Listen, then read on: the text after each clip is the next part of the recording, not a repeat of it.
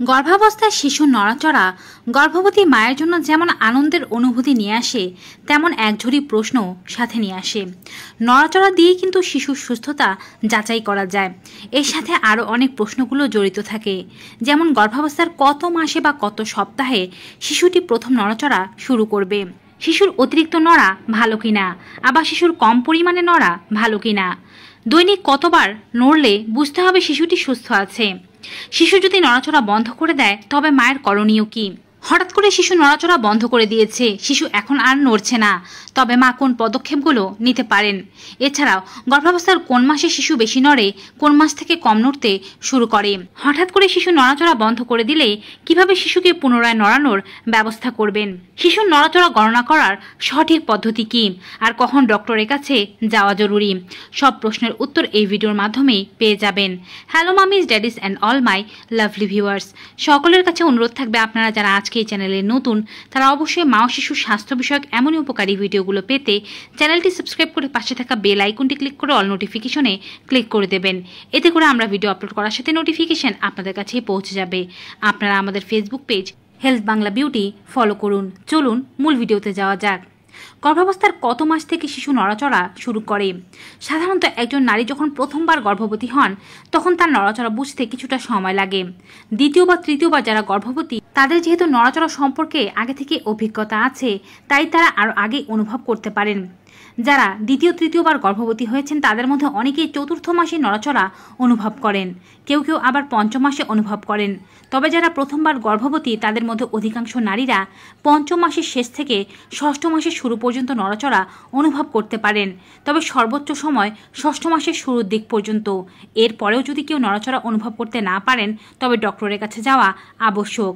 প্রথম দিকের নড়াচড়াগুলো একটু অন্যরকমের হয়, যেমন প্রথম দিকে মনে হয় আপনার মূত্রত্যাগের চাপ বারবার পাচ্ছে, কিংবা মনে হয় আপনার পেটের মধ্যে বুটবুট একটি আওয়াজ হচ্ছে, কিংবা মনে হতে পারে পেটের ভেতরে কোনো প্রজাপতি উঠছে কিংবা মাছ ঘুরছে।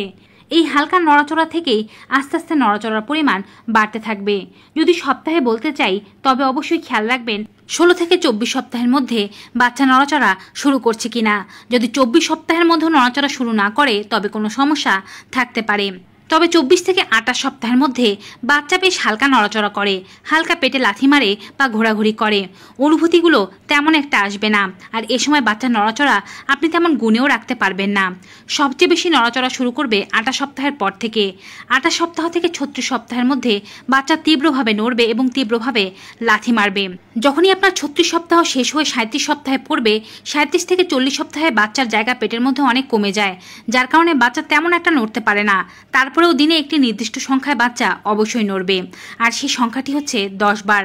যখন থেকে আপনি বাচ্চার নড়াচড়া গণনা করতে শুরু করবেন, অর্থাৎ 28 থেকে 40 সপ্তাহ পর্যন্ত প্রতিদিনই আপনার গুনতে হবে যে বাচ্চা 10 বার নড়ছে কিনা। বাচ্চার নড়াচড়া কমে যাওয়াও যেমন ভালো নয়, বাচ্চার অতিরিক্ত নড়াচড়াও ভালো নয়।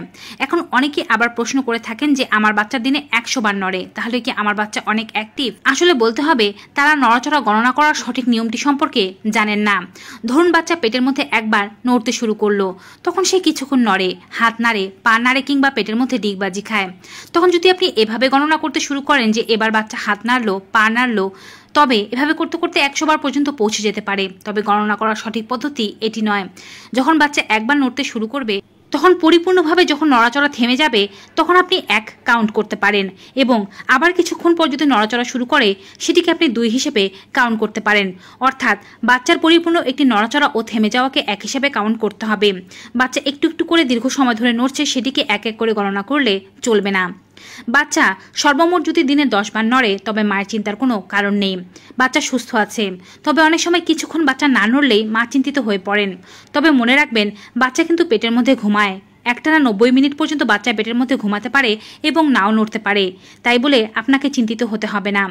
ধরুন একদিন বাচ্চা 7 থেকে 8 বার নড়লো, আপনি সঙ্গে সঙ্গে ডক্টরের কাছে চলে গেলেন, ব্যাপারটি তেমনও নয়।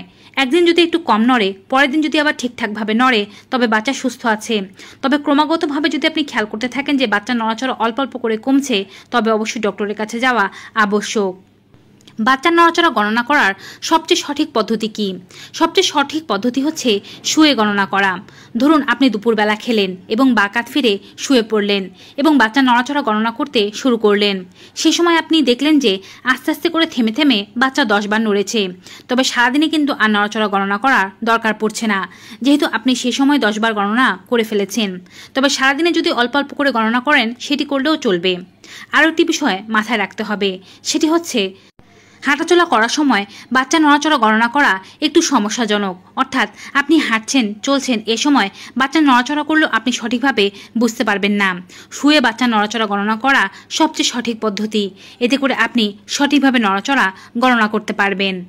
যদি দীর্ঘ সময় পর্যন্ত বাচ্চা না নড়ে তবে কোন পদ্ধতি গ্রহণ করা জরুরি? যদি দীর্ঘ সময় পর্যন্ত বাচ্চা না নড়ে তবে অবশ্যই বেশি বেশি করে জল পান করুন। মিষ্টি কোনো খাবার খান, যেমন খেজুর খান। তারপর ভরপেট জল পান করে বাকাত ফিরে শুয়ে পড়ুন। দেখুন যে বাচ্চা নড়ছে কিনা। অনেক সময় গ্লুকোজের অভাবে বাচ্চা নড়াচড়া কিছুক্ষণের জন্য বন্ধ হয়ে থাকতে পারে। তাই যখনই আপনি মিষ্টি জাতীয় কোনো খাবার খাবেন এবং শরীরকে গ্লুকোজ দেবেন, বাচ্চা পুনরায় নড়াচড়া শুরু করে দেবে এবং বাচ্চার অ্যাক্টিভনেস ফিরে আসবে। বাচ্চা শরীরের বিভিন্ন জায়গায় বা পেটের বিভিন্ন জায়গায় ডিগবাজি খায়। কখনো ডান পাশে নড়তে পারে, কখনো বাম পাশে নড়তে পারে। আপনি ঘুমের মধ্যেও বাচ্চা অতিরিক্ত পরিমাণে নড়তে পারে। যখন আপনি ঘুমিয়ে আছেন তখন হয়তো বাচ্চার জাগার সময়, তাই দেখা যাবে সে সময় বাচ্চা বেশি পরিমাণে নড়ছে। এগুলো নিয়ে চিন্তা করার কোনো কারণ নেই। তবে নড়াচড়ার বিষয়টি সবচেয়ে বেশি মাথায় রাখতে হয় গর্ভাবস্থার শেষ দিনগুলোতে। অর্থাৎ দেখা যাবে যখন আপনি নবম মাসে প্রবেশ করবেন তখন বাচ্চা যেহেতু জায়গা কম তেমন একটা নড়ছে না। এ সময় বাচ্চা নড়াচড়া বন্ধ করে দেয়া বিপজ্জনক। যদি 24 ঘন্টা ধরে আপনি দেখতে পান বাচ্চা একটুও নড়েনি বা বাচ্চা নড়াচড়া কোনো প্রকার অনুভব করেননি, তবে ডক্টরের কাছে যেতে হবে।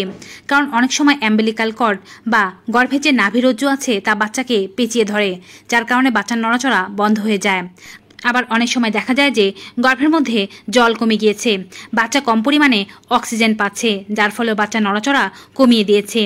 নবম মাসে যদি মা সতর্ক না থাকেন তবে বাচ্চার জন্য এটি ঘোরতর বিপদ হয়ে আসতে পারে। তাই সতর্ক থাকা খুব বেশি জরুরি।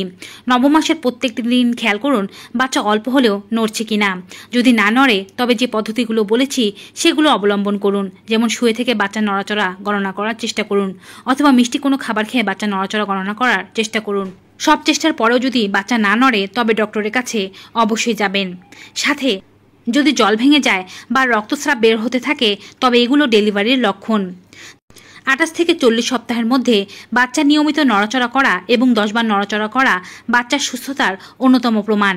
যদি ক্রমাগতভাবে নড়াচড়া কমতে থাকে বা নড়াচড়ার পরিমাণ অতিরিক্ত বেশি হতে থাকে তবে ডক্টরের শরণাপন্ন হওয়া আবশ্যক। তো ভিউয়ার্স, নড়াচড়া সম্পর্কিত আজকের এই ভিডিওটি পেয়ে আপনাদের কাছে কেমন লেগেছে কমেন্ট বক্সে জানাতে ভুলবেন না।